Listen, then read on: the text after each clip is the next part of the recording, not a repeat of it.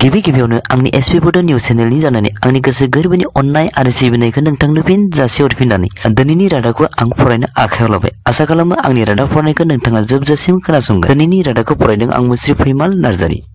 बावैसो साननि सिगाङाव जेब्ला एबसुनि आफादगिरि मानगोनां दिपेन बर' बिथाङा दिल्लीयाव थाङो आरो बेवहाय जेब्ला खौरांगिरिफोरा बिथांखौ बिटिआर एग्रिमेन्टनि सायाव नोंथाङा गोजोननाय दंना गैया होनना सोंनायनि फिननायाव बिथाङा खेंस्लायै गोजोननाय मोनै बाथ्राखौ फोरमायो। मानोना बिथाङा बुङोदि थांनाय 2020 मायथाइनि जानुवारिनि 27 खालार खालि जेब्ला बिटिआर गोजोन गोरोबथाया जानानै थाङो अब्ला भारतनि गाहाय मन्त्रि नरेन्द्र मोदी, नखर मन्त्रि अमित शाह, बारग' गिबि मन्त्रि सर्बानन्द खनवाल आरो आथिखालनि आसामनि गिबि मन्त्रि डक्टर हिमन्त बिश्व शर्मा बिथांमोना रादाय होदोंमोन दि बिटिआर गोजोन गोरोबथानि मोनफ्रोम दफाफोरखौनो आखरे आखरे मावफुंजोबगोन होननानै। नाथाय दिनै मावदोंब्लाबो खायसे खायसे दफाखौ सम बायदि जेरैबायदि जानांगौमोन बेबायदि जायाखै होनना बिथाङा रोखा रावजों फोरमायो। बिथाङा फोरमायनाय बादिब्ला जेरै बिटिआर गोजोन गोरोबथानि गिबि दाबि सनितपुर आरो बिश्वनाथ जिल्लानि बर' गोबां गामिफोरखौ गासै 60टा पेकेज होनायनि बाथ्रामोनब्लाबो नाथाय 46 गामिखौ सोफादेरनाय जादों। 7 बोसोराव हाग्रामानि खुंथाय समावबो मावफुंनो हायो। कार्बि आंलंनि बर'फोरनि एसटिनि समस्याखौ फिन एग्रिमेन्टआव लानानै फैदोंब्लाबो नाथाय दिनैसिमबो बेबो पार्लियामेन्टआव पेन्डिं जानानै थानाय भारतनि 280 दफा बायदि डाइरेक्ट फाइनेन्सनि दफा आरो बिटिआरखौ उइथिन द स्टेट अफ आसाम थामहिनबा आसाम रायजोनि सिङावनो फुल अट'नमि एबा आबुं गाव खुंथाय खालामनानै होगोन होनाय दफाफोरा नाथाय दिनैसिमबो जाफुंनो गोबां आद्रा दंबावो होननानै बिथाङा रोखा खालामनानै होयो। लोगोसे बिथाङा मिरु सरकार आरो आसाम सरकार बिथांमोनखौ बेबायदि रादायफोरखौ सम बायदि मावफुङाब्ला रायजो राजाफोरनि साननाय हनायखौ लानानै नांगौ जायोब्ला गुबुन रोखोमनि हाबाफारि लानांगौबो जागोन होनना हुमखिजों नङा सोद्रोम रावै खावलायो। आरो लोगोसे बेफोर समस्याखौ मोनसे मोजां रायज्लायनायनि गेजेरजोंबो फोजोबनो थाखाय बिथाङा खुंथाय बिफानखौ खावलायो। बेराफारसेथिं जेब्ला फैबाय थानाय लकसभायाव जिहेतु बिटिआर एग्रिमेन्टआव सागानगिरि हिसाबै प्रमद बर' बिथाङा दिनैसिमबो काउन्सिलखौ सालायगासिनो दङ। बे बिथिङाव नोंथाङा सोरखौ हेफाजाब होगोन होनना खौरांगिरिफोरनि सोंनायनि फिननायाव बिथाङा बुङोदि एबसुआ मोनसे राजखान्थि नङै मोनसे संगठनब्लाबो थांनाय 30 बोसोराव जेब्लानो बर' सोमावसारनाया जादोंमोन बे समनिफ्रायनो राजखान्थि आरो संबिजिरनि रैखाथि आरो बर' हारिनि समाधाननि थाखाय मैखोम बाहागो लाबोनो गोनां जादोंमोन। आरो दिनै जिहेतु बिटिआर सुक्तिनि मोनसे मावफुंनायनि मोनसे आयदा थाहैबाय ओंखायनो थोंजोङै फैबाय थानाय समफोराव बर' हारिखौ राजखान्थिनि बिथिङाव बिग ब्रादार हिसाबै थानानै बे बड'लेण्ड ओनसोलनि गासै हारि माहारिफोरनि समान राजखान्थि मोनथाय समान जौगानायनि थांखिखौ सिगाङाव दोननानै फैबाय थानाय क'क्राझार लकसभायाव सासे राफोद बर' बिजाथि जाय बिजाथिया गासिबो हारि माहारिजों लोगोसे बर' हारिनि जौगानाय लाबोनो हागोन बेबायदि सुबुं थामहिनबा जाय बिटिआर एग्रिमेन्टनि दफाफोरखौ मावफुंगोन बेबायदि राजखान्थि हानजानोनो भट होगोन होनना बिथाङा रोखा रावजों खोथा होयो। नाथाय भारतनि लकसभानि खालि क'क्राझार लकसभा समस्तियावल' जिहेतु बर'फ्रा देरहानो हायो बेवहायनो नाथाय राष्ट्रीय दल आरो राजजिक हानजाफ्रा माब्लाबा खेंस्लायै आरो माब्लाबा थोंजों रावै बे समस्तिखौ हस्तक्षेप खालामनो नागिरनाय बाथ्राखौ बिथाङा खौरां बिजोंनि गेजेरजों फोरमायो। नाथाय बेवहायनो मोनसे मख'थावना बाथ्रानि जाय हिरा सरनिया बायदि सासे सुबुङा हारसिङै बर' अबर' मोनसे मोन्थोरजों क'क्राझार लकसभा समस्तिखौ 10 बोसोर देरहासार जानो हादोंब्ला नाथाय जेराव बर' हारिजों दाजानाय गेदेर मोननै राजखान्थि हानजा थासेयावबो आरो गोबां बर' हारिजों सोमोन्दो गोनां दल संगठन थासेयाव थारै बे खेबसेयावबो जुदि जोंनिनो रिजार्भेसन थाखानाय समस्तिखौनो खोमाना लाफिनबावोब्ला नाथाय बिनि दायखौ जुदि जोंनि गेदेर बर' दैदेनगिरिफ्रा बेखौ आसि दिन्थिबाय थायोब्लाबो नाथाय बर'नि गोथां जारिमिना बेखौ निमाहा होनाय नङा होनना आं सानो। आरो एबसुनि आफादगिरि मानगोनां दिपेन बर' बिथाङा बिग ब्रादार हिसाबै राजखान्थि बिथिङाव सालायलांगोन होनना साननाय सिमाङैनो थागोन होनना आं सानो।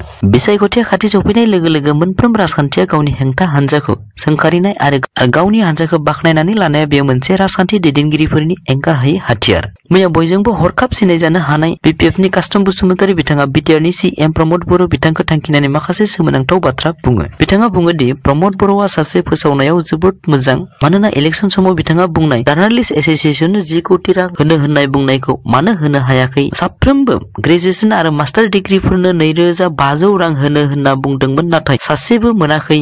बिटिआरआव सिफ जायोब्ला 5 लाख सेंग्रा सिख्लाफोरनो साख्रि होगोन होनना बुंदोंमोन नाथाय सासेनोबो होआखै। हारिमुनि बिथिङावबो बिहोमा होलांनाय जेरै मानगोनां अस्ताद कामिनी कुमार, नीलेश्वर ब्रह्म बिथांमोननि खाम्फा गायसननायनि खोथा होदोंमोन नाथाय सासेखौबो लुवाखै। इभेन बर'बा आरो सुजित नार्जारी बिथांमोननि खाम्फाखौबो गायसनाखै आरो सुजित नार्जारीनि मोनफ्रोमबो जिल्लायाव अडिटरियाम हल लुनो गोनांमोन नाथाय बिनि सरकारा बोसोर मोनथाम बारलांनोसै मोनसेबो जायाखै। आरो प्रमद बर' बिथाङा गुबुननि दुखु दाहाखौ बुजि मोनै सासे दैदेनगिरिखायनो बिथांनि आगदा आगसि माखासे लोगोफ्रा साफानि उनाव साफा नागारनानै BPF आव आखाइ हमफैगासिनो दं होननानैबो बिथाङा खौरां बिजोंनि गेजेरजों रोखा खालामनानै होयो। आमब्रेला इज इउजलेस आफ्टार रेन होननाय बायदि प्रमद बर' बिथांखौबो गोबां रायजो राजाफोरखौनो नांगौ समावल' लानानै गोनांथिया जोबनाय लोगो लोगो रावखौबो जेबो उदिस लायै बायदि दिन्थिग्रा सुबुं होनना गोख्रों रावजों सोंखारियो। जायनि थाखाय बिथांनि बेबायदि आखुनि थाखायनो आरो हारिनि इयुननि जोलैखौ सेफगार्ड होनो हाग्रा हाग्रामा महिलारि बिथांखौसो फिन सरकाराव फैफिननो खामानि मावफिनथोंनि थाखायनो बिजेपि आरो इउपिपिएलनि सोद्रोमाफ्रा आखाइ हमफैगासिनो दं होननाबो बिथाङा रोखा रावजों फोरमायो। लोगोसे बिथाङा क'क्राझार गभर्नमेन्ट कलेजनि एक्स-GS लैहोर लैहोर गयारि आरो बरमा कलेजनि एक्स-GS सोरांसार बर' बिथांमोनाबो गावसोरनि समाजनि खामानि मावनो थाखायनो थोंजोङै गुबुन राजखान्थि हान्जायाव हाबाब्लासिनो BPF हान्जायावनो हाबफैदों होनना गोख्रों रावजों फोरमायो। जायनि थाखाय कास्टम बसुमतारी बिथाङा सोरबाफोर लाइमोनफोरा समाजनि हारिनि खामानि मावनो होनना सानदोंब्ला आरो आंहा रावबो दैदेनगिरि गैया होनना सानदोंब्ला आखाइ हमलाय खामानि मावलांनो थाखाय इसोर बायदि अनसायग्रा सुबुं दङ जाय सुबुङानो जादों हाग्रामा महिलारि होननाबो बिथाङा रोखा रावजों फोरमायो। बेराफारसेथिं BPFनि MLA दुर्गादास बर' बिथाङाबो इउपिपिएलनि सेम्बला ट्रेक्टर नाथाय थाव गैया आरो BJPनि थावजोंसो ट्रेक्टर सालायबाय थानो नागिरदों बेयो नाथाय बेसेबां सान सोलिनो हागोन होनना खौरां बिजोंनि गेजेरजों गोख्रों सोंलु दैखांहरो। लोगोसे बिथाङा ट्रेक्टरनि थावआ लासै लासै जोबलांबाय आरो बे थावखौ BJPआ सोनानै होआब्लानो गेरेजाव गोग्लैनानै थागोन होननाबो खौरां बिजोंनि गेजेरजों रोखा खालामनानै होयो। मैया क'क्राझारनि मिउजिक एन्ड फाइन आर्टस कलेजाव 14 नभेम्बर बर' थुनलाइनि गोथार सान फालिनायाव मोनसे सोमोनांथाव जाथाय जानानै थाङो। सुलुङाव फोरमायनाय बादिब्ला 14 नभेम्बरनि गोथार सानाव बर' थुनलाइ आफादनि फिरफिलाखौ मिउजिक एन्ड फाइन आर्ट कलेजनि गोरायुं लर्डलि ब्रह्म बिथाङा बिरहोनो होआब्लासिनो बोख्लायफिननाय जाथाया थारै बर' थुनलाइ आफादजों लोगोसे बर' हारिनि सुबुंफोरखौ सोमोनांहोयो। नाथाय मोनसे गोजोनथाव बाथ्रादि जाथायनि गुमुरखौ मोननाय लोगो लोगो मानगोनां थुनलाइ आफादनि दैदेनगिरि नीलकान्त गयारि बिथांमोना सुलाद लाहैयो आरो गोथौयै सावरायज्लायनानै जोबथायाव मिउजिक एन्ड फाइन आर्ट कलेजनि गोरायुं लर्डलि ब्रह्म बिथाङा गोरोन्थिखौ सिमान जानानै गावनो गावनि आखाइजों जोंनि बर' थुनलाइ आफादनि फिरफिलाखौ बिरहोयो आरो फिरफिलाखौ बिरहोनानै बर' हारिजों लोगोसे बर' थुनलाइ आफादनि मानगोनां मावथिफोरखौबो गोजोनग्लाय होफिनदों होनना सुलुङाव फोरमायो। मैया बावैसो साननि सिगाङाव चिरांनि रिपु हाग्राबारियाव दंफां सिखाव खावनाय दायाव लोब्बा गोनांखौ फोरमान मोननानै जेरैबायदि सानै सार्भिस प्रभाइडारफोरनि साख्रिफोरखौ सासपेनसन खालामदोंमोन थिग बेबायदिनो फिन मैया थेमफ्रा बसुमतारी बिथांखौबो दंफां खावनाय जाथायाव सोमोन्दो गोनां रोखा मोनथिनानै बिथांखौबो एरेस्ट खालामना जेलाव दैथायहरो होनना खौरां बिजोंनि गेजेरजों फोरमायो। मोनसे गोजोनथाव बाथ्रादि मैया 14 नभेम्बर बर' थुनलाइ आफादजों लोब्बा लाखिनानै चिराङाव मोनसे मेलाव गंसे बैसाङावनो इउपिपिएल आरो BPFआ जिरायनानै मोनसे मेहेरगोनां हाबाफारिखौ फोजोबलाङो होनना खौरां बिजोंनि गेजेरजों BTCनि बारग' डेपुटि चिफ खाम्फा बरगयारि बिथाङा खौरां बिजोंनि गेजेरजों फोरमायो। मोननैसो सोमोनांथाव रादाब मैया सासे फिसाज्लाया गावनि बिफाया ताजमहल सिङाव हार्ट एटेक जानाय समाव बिखायाव नारनानै जिउखौ लाबोफिननो नाजायो आरो मोखाङाव दै सारना होनानै इयुनाव मेडिकेलाव लांनानै रैखा मोनो होननाबो सुलुङाव फोरमायो। बेराफारसेथिं मैया रानि एलिजाबेथनि 19 बोसोरनि गंसे रेन्ज रभार मुंनि गारि सरासनस्रायै गंसे सेकेन्ड हेन्ड गारिनि बेसेना खमायलाङो नाथाय बिथांनि गारि 31 लाखआव 19 बोसोरनि सिगाङाव बायदोंमोनब्लाबो सासे रुंसारि रानिनि गारिनि थाखाय बे गारिनि बेसेनखौ 1,03 लाख रां होनानैब्लाबो बायनानै लायो होनना सुलुङाव फोरमायो। हरै झारखन्डआव साननैनि हाबाफारि लानानै भारतनि गाहाय मन्त्रि नरेन्द्र मोदी बिथाङा जेब्ला थाङो अब्ला बे समावनो सासे आइजोआ हरखाब बिथांनि कनभेनि गारिनि सिगाङाव गसंथेना होयो। सुलुङाव फोरमायनाय बायदिब्ला आइजोखौ सिकिउरिटि गार्डफोरा लामानिफ्राय बोखारना लाना थाङो होनना सुलुङाव फोरमायो। बेराफारसेथिं सासे 53 बोसोर बैसोनि 2016 मायथाइयाव मुम्बाइनि हाइवेनि साखाथियाव हासुबाय थानाय समावनो गंसे थाव लाबोग्रा टेंकारा सौदावनानै थोंसे आथिंखौ सिफायलाङो। सुलुङाव फोरमायनाय बायदिब्ला बिथाङा सासे डेपुटि जेनेरेल डाइरेक्टर इन FMCGनिमोनब्लाबो आथिं थोंसे बायनानै अफिसाव थांनो हायैनि थाखाय बिथांनि रां रुफा खामायनाया बन्द जादोंमोन जायनि मोनसे बिसारनि गेजेरजों ट्रिब्युनेला 2 कौटि रांनि अनसुंथाइ मोननायनि बिथोन होयो होनना सुलुङाव फोरमायो। मैया चाइनायाव मोनसे जंजं कम्पानि मुंनि खैला कम्पानियाव गिलु बालु अर नांनानै सेकेन्ड फ्लरनि गासै 63 सुबुंफोरनि 25 सुबुङा खामथार जायो होनना सुलुङाव फोरमायो।